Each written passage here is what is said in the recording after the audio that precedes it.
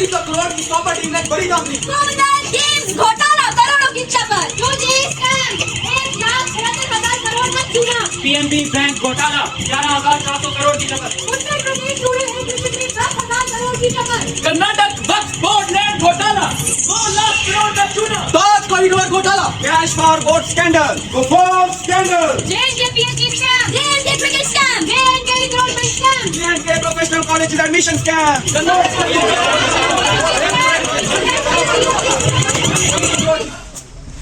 मेरा मन करता है सब कुछ जला डालूं, हर तरफ भ्रष्टाचार, कोई व्यवस्था नहीं, कोई सिस्टम नहीं, हर तरफ लूट खसूट और चोरी। भ्रष्ट राजनीतिज्ञों ने इस देश को खोखला कर दिया है। मेरा तो व्यवस्था से विश्वास ही उठ गया है। मन करता है कहीं भाग जाऊं। भले मेहनती ईमानदार के लिए यहाँ कोई जगह नहीं है। हर तरफ अराजकता का राज है। अनपढ़ नालायक देश चला रहे हैं और शिक्षित अनुभवी दर दर की ठोकरें खा रहे हैं। देश को जरूरत है एक बड़े बदलाव की। सब बदलना होगा, नहीं तो ये देश तबाह हो जाएगा। अब और सहना नामुमकिन है। हमें जरूरत है एक संपूर्ण बदलाव की। लेकिन ये सब बदलेगा कैसे? कैसे? कैसे? कैसे? कैसे? कैसे? कैसे? कैसे? हम सब थक चुके हैं। कोई तो हमें सुझाए, कोई तो हमें रास्ता दिखाए।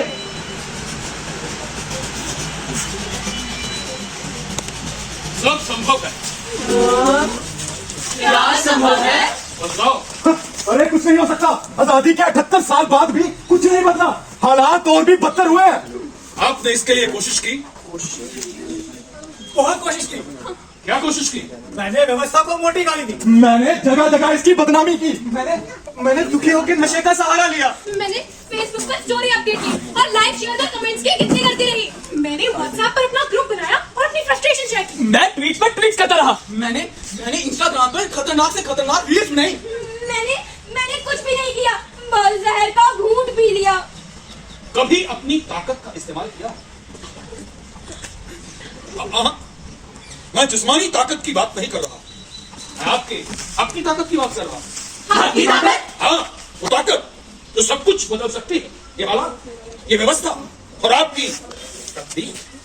अरे भाई, ये किसी जादू की जड़ी की बात कर रहे हैं। अरे साहब 25 का होने लगा हूँ। मैंने नहीं देखी कहीं ये ताकत। ये ताकत केवल उस हथियार में है जिसका इस्तेमाल सिर्फ आप लोग कर सकते हैं, कोई और नहीं। अच्छा, अगर ऐसा है तो हमें भी दिखाइए, कहाँ है वो हथियार? हाँ, हमें भी दिखाइए वो हथियार। हम बदलना चाहते हैं देश की तकदीर और अपनी तकदीर। ये रहा। कभी किया है इस हथियार का इस्तेमाल? अरे हाँ, अरे साहब मैं गया था, मगर लंबी लाइन देखकर मैं वापिस चला आया। मैंने तो अपना वोट ही नहीं बनाया। अरे भाई, मैंने भी नहीं बनाया है। अरे कौन दफ्तरों के चक्कर काटता रहे? अरे कौन लंबी लंबी लाइनों में खड़ा है? कोई जरूरत नहीं है लंबी लंबी लाइनों में खड़े होने की और दफ्तरों के चक्कर काटने की। आप www.nvsp.in पर जाकर अपना रजिस्ट्रेशन करवा सकते हैं। अरे भाई, मैंने तो बनवाया है, मगर कौन जोखिम करे? पिछली बार इतनी धूप थी कि मैं घर से बाहर ही नहीं निकला। गई तो थी, मगर अपना वोटर आईडी घर ही भूल गई। फिर सोचा कौन दोबारा जाएगा, वापस आ गई। यही तो बीमारी।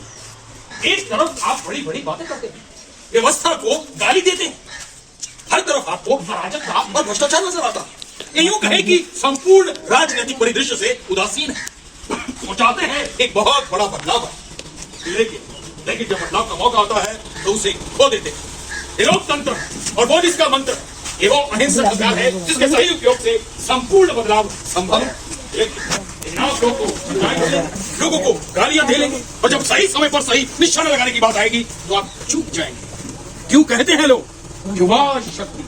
आज देश की अधिकांश आबादी युवाओं की है। देश का वही स्वरूप होगा जो युवा पर चलेगा, बशर्ते वो अपने इस हथियार का सही इस्तेमाल करें। आप देश की तकदीर बदल सकते हैं, अपनी तकदीर बदल सकते हैं और वो बदलाव का हथियार है आपका बहुमूल्य वोट। मैं भी चाहता हूँ कि बदलाव आए, सही लोगों को अपना नुमाइंदा बनाया जाए। इस गली सड़ी भ्रष्ट व्यवस्था को ठीक किया जाए, मगर मेरे अकेले से क्या होगा? आज हम सभी इसी सोच का शिकार, मेरे अकेले से क्या होगा, और एक दिन यही सोच पूरी दुनिया की तबाही का कारण होगा। खैर, आपको मेरी बात यूं समझ नहीं आई। चलिए मैं आपको एक कहानी सुनाता हूं। एक बार एक गांव में भारी सूखा पड़ जाता। गांव के सभी नागरिक बेहद परेशानी का सामना करते हैं।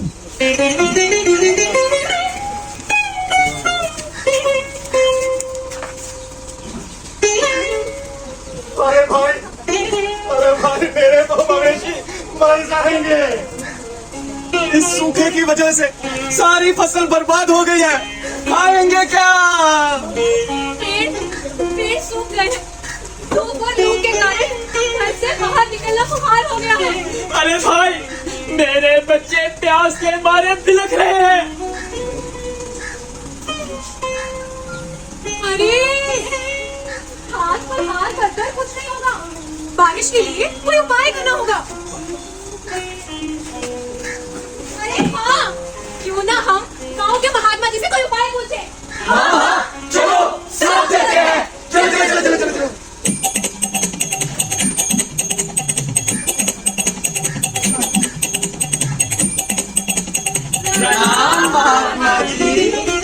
मैं आपकी परेशानी जानता हूं। आप सभी भारी विपदा में, लेकिन बारिश लाई जा सकती है, परंतु उसके लिए आप सभी को मिलकर कार्य करना होगा। आप उपाय बताइए महात्मा जी, हम हर संभव प्रयास करेंगे। सब करेंगे, आखिर हमारे जीवन का सवाल है। वो जो ऊपर गांव का सूखा तालाब है ना, आज रात के अंधेरे में सभी एक एक करके दूर दराज से जाकर उसमें एक एक बाल्टी पानी डाले। इस सामूहिक कार्य का असर देखना, सुबह बारिश हो जाएगी। जो आज्ञा महात्मा जी।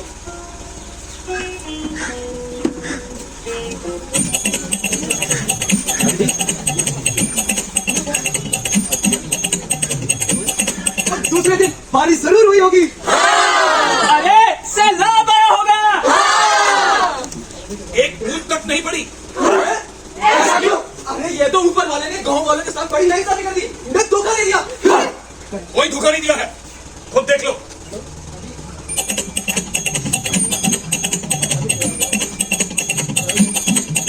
यार कौन इतनी दूर जाएगा? मेरे अकेले से क्या फर्क पड़ेगा? जहाँ इतने लोग पानी डालेंगे, एक बाल्टी का फर्क किसे पता चलेगा। सुबह जाके बोलूंगा, एक नहीं दो बाल्टियां डाली थी। अरे क्या फर्क पड़ता है, इतने तालाब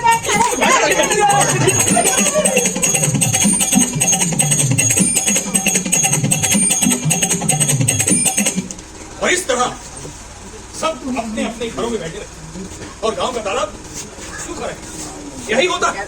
हम लोग बातें तो बड़ी बड़ी करते हैं, लेकिन जब कभी किसी सामूहिक हित की बात आती है तो हम ये सब करते हैं, ये जानते हुए भी कि इससे हमारी व्यक्तिगत जिंदगी भी प्रभावित होगी। मैं समझ गया, मुझे मेरी गलती का एहसास हो गया। मुझे सब साफ साफ दिख रहा है कि ये सब कैसे बदला जा सकता है, और बदलेगा भी। मुझे सारी समस्याओं का हल मिल गया, लेकिन उसके लिए चाहिए आप सबका साथ। कब तक हम सब यूं ही अपनी जिम्मेवारियों से भागते रहेंगे? ये बात 100% सही है कि अगर देश के सभी युवा अपने दिमाग का सही इस्तेमाल करके लोकतंत्र के मंत्र यानी वोट का सही इस्तेमाल करें तो काया पलट सकती है। मुझे तो समझ आ गया। क्या आप सबको भी समझ आ रहा है? साफ दिख रहा है और समझ भी आ रहा है। तो आइए हम सब शपथ लें कि हम अपने अधिकार यानी अपने वोट को कभी जाया नहीं करेंगे और इसका सही इस्तेमाल करके इस देश को नई राह पर लाएंगे। हम शपथ लेते हैं कि हम सब कभी अपना वोट जाया नहीं करेंगे और देश की भलाई के लिए सही लोगों का चुनाव करेंगे।